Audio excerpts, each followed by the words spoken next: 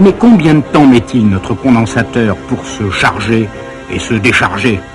Avec une montre, c'est pas très facile à voir, mais nos flèches intensité ont été spécialement dressées pour dessiner des courbes. Ainsi, au moment de la charge, elle dessinera ceci. Au moment de la décharge, le courant va dans l'autre sens, elle dessinera cela.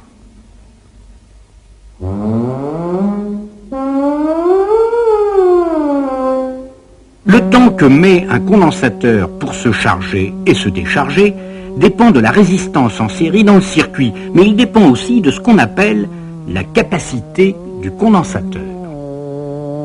C'est en quelque sorte la quantité d'électrons qu'il est capable d'emmagasiner d'un côté et de perdre de l'autre. Et elle est proportionnelle, cette capacité, à la surface de deux feuilles de métal de mon sandwich, appelée armature.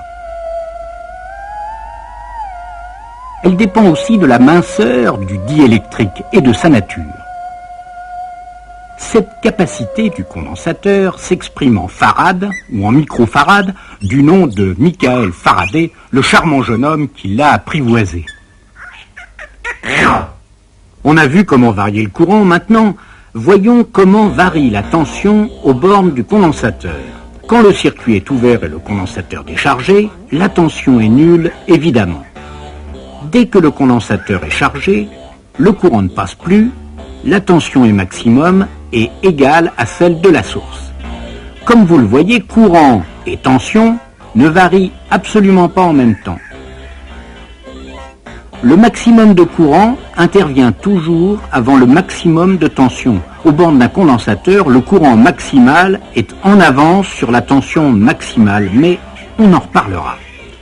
Ainsi, on peut dire que le condensateur, comme sa copine la bobine, un peu de sérieux quand même, je vous prie, que le condensateur, dis-je, est un monsieur qui s'intéresse aux variations. Soit que la tension de la source varie brusquement, comme dans nos expériences, soit surtout qu'on ait affaire à une source alternative, ce qui est le cas très souvent dans la vie courante.